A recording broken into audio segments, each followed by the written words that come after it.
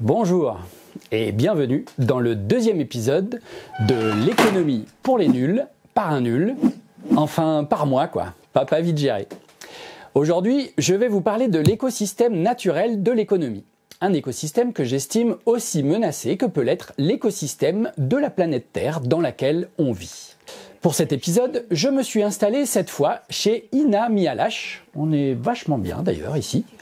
C'est une youtubeuse qui glisse des pensées intimes dans des vidéos remplies de délicatesse dans une chaîne qui s'appelle Solange te parle.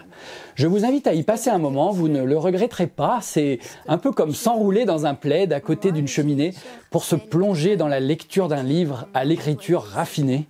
Du Proust par exemple. C'est le genre de vidéo qui se regarde en ronronnant. Je suis une petite messagère chargée de te dire que on t'aime. Je me suis dit que c'était l'ambiance idéale pour faire cette petite vidéo. Et oui, une toute petite vidéo. Beaucoup plus courte en tout cas que l'introduction à la théorie des corps économiques de la semaine dernière. À ce sujet, je tiens à remercier les premiers abonnés qui arrivent peu à peu. N'hésitez pas à vous abonner d'ailleurs si ce n'est pas encore fait. Merci aussi pour les commentaires. Alors, c'est vrai, j'ai des cheveux pas faciles à incruster et un phrasé pas toujours bien clair. Mais bon, j'ai pas fait des études de théâtre, moi. C'est pas mon cœur d'activité de porter les mots comme ça. Merci aussi d'ailleurs pour tous les encouragements ici, dans les commentaires ou sur la page Facebook, sur Insta ou sur Twitter, sur toutes ces pages papa vite gérées que certains se sont déjà mis à liker. C'est encourageant, tous ces encouragements. N'hésitez pas à parler autour de vous aussi de ce rendez-vous tous les samedis à 10h45. Le bouche à oreille, ça marche aussi comme ça. Si vous n'avez pas vu cette première vidéo, je vous invite à trouver 20 minutes pour la regarder quand vous le pouvez, en cliquant sur les liens dans la description. Parce que la suite risque d'être compliquée à comprendre sans le mode d'emploi. Enfin, pour aujourd'hui, c'est pas très grave, mais pour tous les épisodes à venir, ça risque d'être compliqué sans le mode d'emploi. Ceux qui ont vu cette vidéo ont peut-être été choqués par ma façon de représenter la création de capital. Le capital, c'est la merde. L'idée n'est pas de critiquer ce système économique, mais de mieux comprendre son fonctionnement. Je ne voulais pas faire une vidéo trop longue, alors je ne suis pas rentré dans trop de détails, mais vous comprendrez au fil des vidéos à venir comment cette façon de représenter l'économie permet de comprendre certains mécanismes économiques avec beaucoup de simplicité.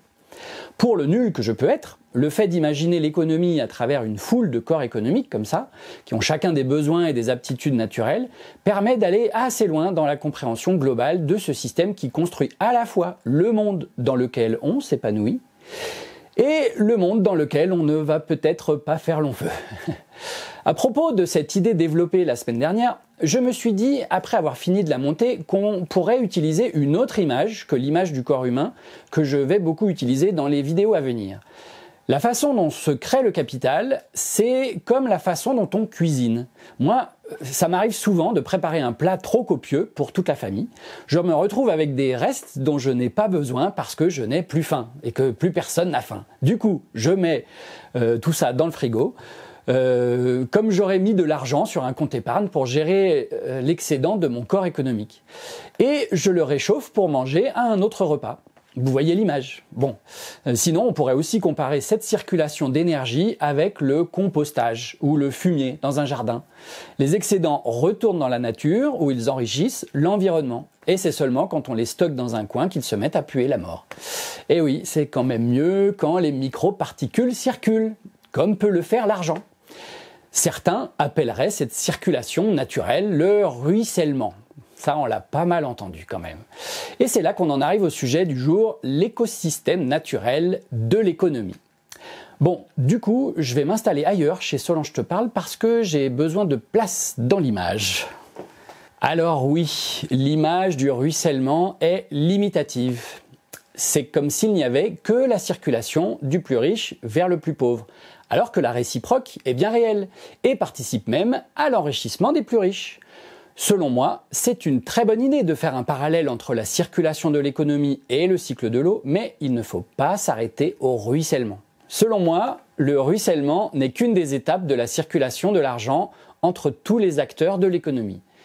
Selon moi, le fonctionnement de ce cycle vertueux ne dépend pas seulement de ses premiers de cordée, pas seulement du ruissellement, c'est-à-dire de l'argent des plus riches, Mais selon moi, il dépend aussi des premiers de corvée, qu'on pourrait appeler l'évapotranspiration.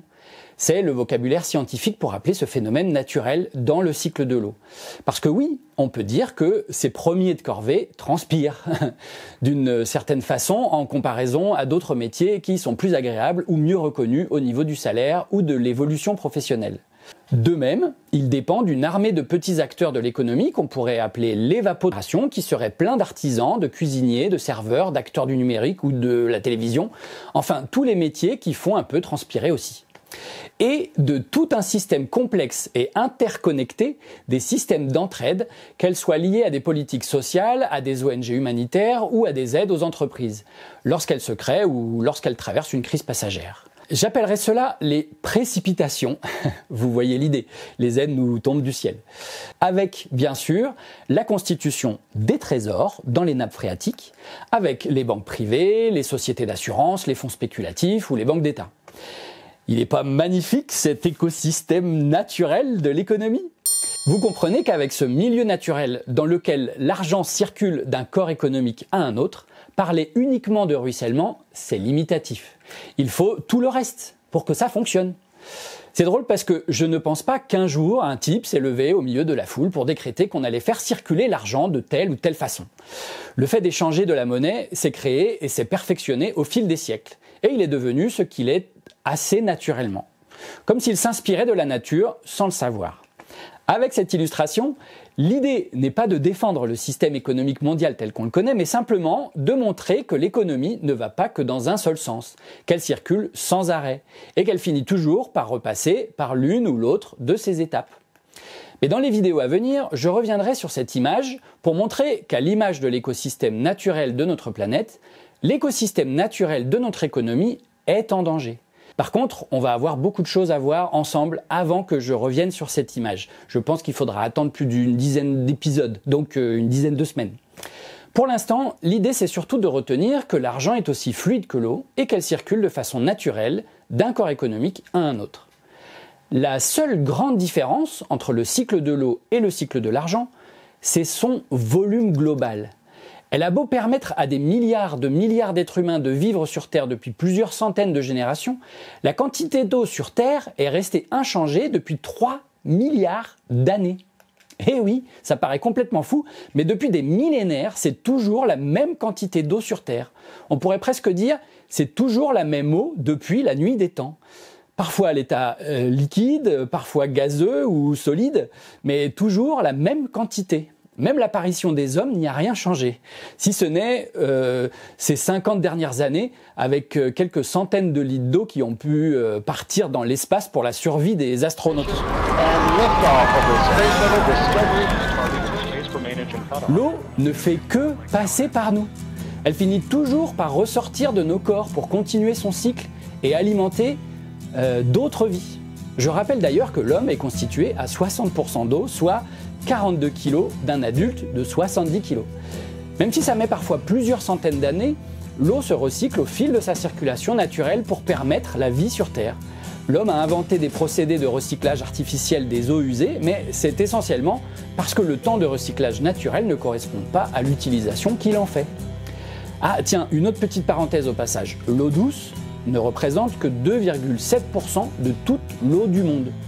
Tout le reste, c'est de l'eau salée. Autant dire qu'il faut soigner cette denrée menacée par les activités humaines.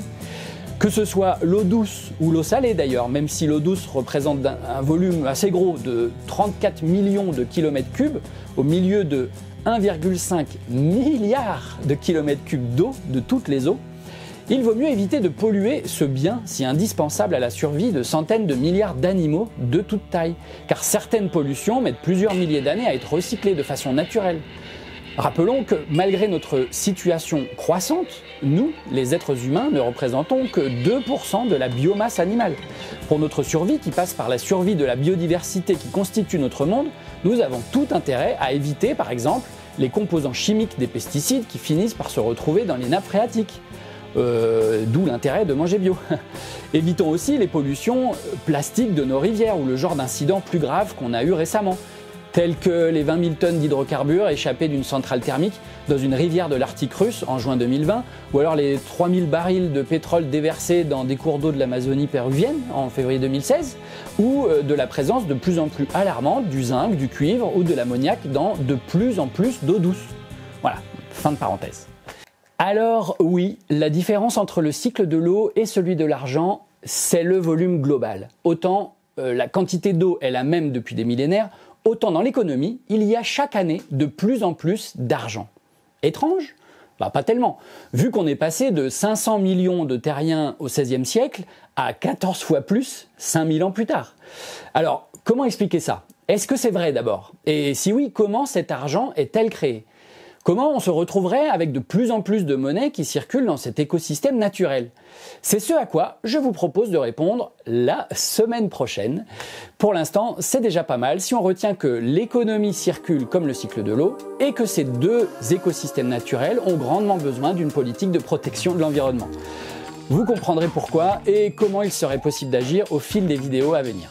Du coup, ne ratez pas les prochaines vidéos en souscrivant au podcast et en activant la cloche. Merci pour votre curiosité, continuez à regarder partout. À bientôt.